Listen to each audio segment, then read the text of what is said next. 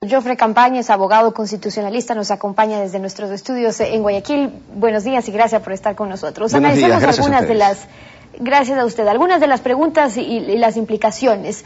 La 4 en particular, que dice lo siguiente y lo vamos a poner en pantalla. ¿Está usted de acuerdo en sustituir el Pleno del Consejo de la Judicatura por una comisión técnica compuesta por 3 delegados designados? Uno por el presidente, uno por la Asamblea y uno por la función de transparencia y control social, para que durante un periodo de 18 meses asuma todas las funciones del Consejo de la Judicatura y pueda reestructurar el sistema judicial. Doctor, una disposición transitoria. Si estaba por concluir esa transición en lo que hemos estado, ahora lo que logramos es que se alarga 18 meses más. Estefanía, eso no es lo grave.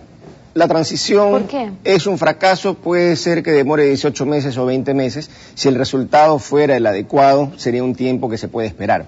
Lo grave es que esta decisión, este proyecto de reforma, no solo que es totalmente inconstitucional, sino que rompe absolutamente con lo que dispone el artículo 3 de la Carta Democrática Interamericana. Esta carta señala que un elemento esencial de la democracia es la separación e independencia de los poderes públicos.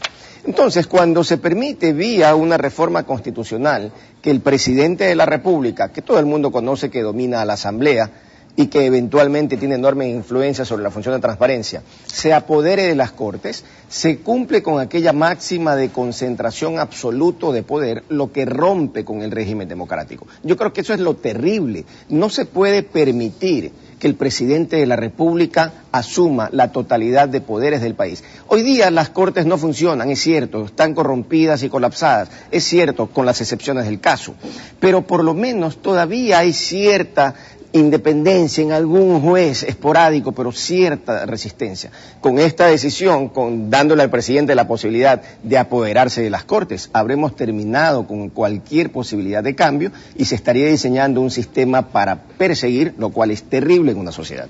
Y es que precisamente la transición permitiría eso, que la función ejecutiva pueda tomar control de la función judicial durante esos 18 meses, que son transitorios, pero que a la final terminan nombrando jueces y dejando ya todo listo para los siguientes años. Es decir, ¿cuáles son las implicaciones, competencias, facultades en esos 18 meses? Lo que la propuesta plantea es que todas las facultades del Consejo de la Judicatura, del nuevo que debía designarse ahora y al que la Constitución le otorga la capacidad efectivamente de reestructurar el sistema, son asumidas ahora por esta comisión tripartita. Una cosa muy curiosa es que en el proyecto se comenta que la justificación para esta reforma es la ineficiencia del actual Consejo. Sin embargo, el mismo documento menciona que el Consejo ha sido ineficiente porque la disposición transitoria de la Constitución no le otorgó a este Consejo la posibilidad de hacer los cambios. Entonces hay una contradicción enorme porque dice el Consejo actual es inútil, pero ciertamente no podía hacer ningún cambio. Y como no se ha hecho ningún cambio, entonces vamos a permitir que el presidente de la República, en definitiva, reestructure. ¿Pero qué significa reestructurar? Posibilidad de crear nuevos juzgados, posibilidad de imponer sanciones, posibilidad de hacer una reestructuración absoluta del sistema, sacando y poniendo jueces a conveniencia, por lo que los efectos no son de los 18 meses del periodo transitorio. Los efectos son tener una corte que va a obedecer permanentemente a quienes obtienen el poder y va a ser una corte que ratifica aquello que Febres Cordero descubrió hace muchos años, que el verdadero poder, se esté o no en el gobierno, es aquel que detenta las Cortes, y por eso ahora este afán desmesurado, inexplicable ciertamente, de captar esta posibilidad. Entonces el efecto no es solo 18 meses, ni el tener una Corte que obedezca en lo posterior a este gobierno o a estos dirigentes. El efecto es la destrucción del país por quién sabe cuántos años. ¿Y cuáles serían los riesgos de ese continuismo también que tanto veníamos criticando y que se ofrecía con esta revolución ciudadana? Pero el discurso por parte del gobierno y del presidente es, dadas las circunstancias, es decir, 4 años después cuando hemos visto los resultados, dadas las circunstancias, confíen en mí, dice el presidente. Hay que confiar en alguien, confíen en mí, dice el presidente. ¿Qué alternativa, si esta no era la solución, es decir, que la función ejecutiva se apodere prácticamente de la función judicial, cuál era una alternativa? Veamos, la alternativa era, número 1, que cuando se convocó a la Asamblea de Montecristi, la Asamblea de Montecristi hubiera tomado la responsabilidad de provocar un cambio significativo. No lo hicieron. Número 2, pretendieron solucionarlo con unas disposiciones transitorias totalmente enredadas, pero que al final hemos visto también que fracasaron. Lo importante que es, Stephanie, que ahora, por fortuna, más allá de que lo seguirán intentando, ya no le pueden pues echar la culpa a los gobiernos pasados. Han tenido 4 años para resolver el problema y no lo han hecho. Al contrario, nunca la justicia estuvo tan mal como hoy, jamás en la historia de este país. Entonces, ¿qué es lo que ocurre? Que ahora viene el presidente y cual Mesías afirma que confíen en él, que él lo va a hacer bien. Pero es que una sociedad democrática no puede obrar de esta forma ni con estas consideraciones. Una sociedad democrática tiene que plantear reformas en serio. Y lo que están haciendo hoy no es serio. Que en Montecristi, de hecho, se abrió este debate para ver si en ese entonces, pero a través de alguna comisión, de una manera más organizada, se podría reorganizar el sistema judicial. Y en ese entonces se dijo no, porque eso es meterle mano a la justicia, entonces dejemos nomás a los que están. Y decidieron dejar nomás a los que están.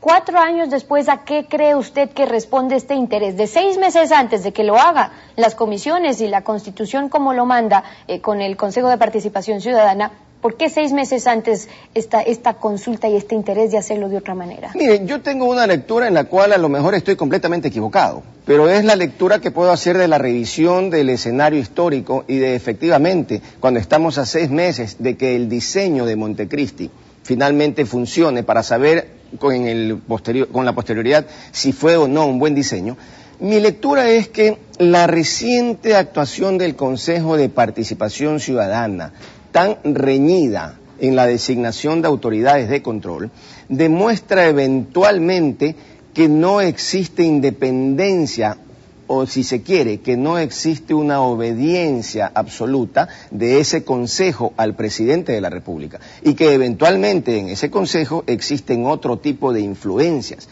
A mí lo que me parece es que estamos ante un proceso de disputa interna entre gente al interior de Alianza País del control de la justicia. Y me parece que ante esa posibilidad el único mecanismo actual es, tomando como pretexto ciertamente la ineficiente actuación del sistema y ciertamente el clamor de seguridad, aprovechar ese clamor de seguridad para tratar de apoderarse y no permitir que este pastel que representa el poder pueda eventualmente irse de las manos. Creo, pero es no es un tema que tenga hechos relevantes, sino una lectura del proceso histórico.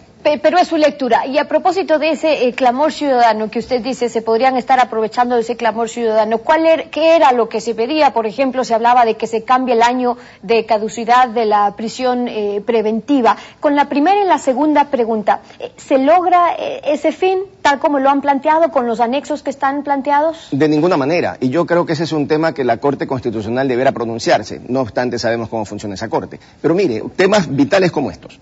La consulta no es que cambia los plazos de caducidad, sino que lo que dice es, ¿está usted de acuerdo en que los plazos sean fijados por la ley? Esto es, nos remiten a la Asamblea. Entonces, ¿qué sentido tiene ir a una consulta para que al final el tema termine en la Asamblea? Gravísimo. Gravísimo también que en el paquete de consulta se reformen casi 100 artículos del Código Orgánico de la Función Judicial que ningún ecuatoriano leerá ni sabrá de qué se trata. Entonces es una burla pedirle a los ecuatorianos que nos gastemos $30 millones en una reforma que primero que no tiene ningún efecto inmediato y segundo, una reforma que nadie conoce, casi como pedirle a los ecuatorianos que se pronuncien, si fuera esto un tema médico, sobre cómo debe aplicarse el epidural en un caso de apendicitis aguda. Es decir, cosas absurdas, insustanciales y que violan de manera grosera el artículo 444 de la Constitución y de forma expresa el artículo 104 de la Ley de Garantías Jurisdiccionales, toda vez que esta reforma implica un menoscabo de una garantía constitucional y eso únicamente puede ser reformado mediante una Asamblea Nacional Constituyente. Y esa es la lectura del abogado Jofre Campaña que nos ha acompañado esta mañana hoy aquí en Contacto Directo. Gracias por compartir con nosotros esta mañana. A ustedes, muchísimas gracias.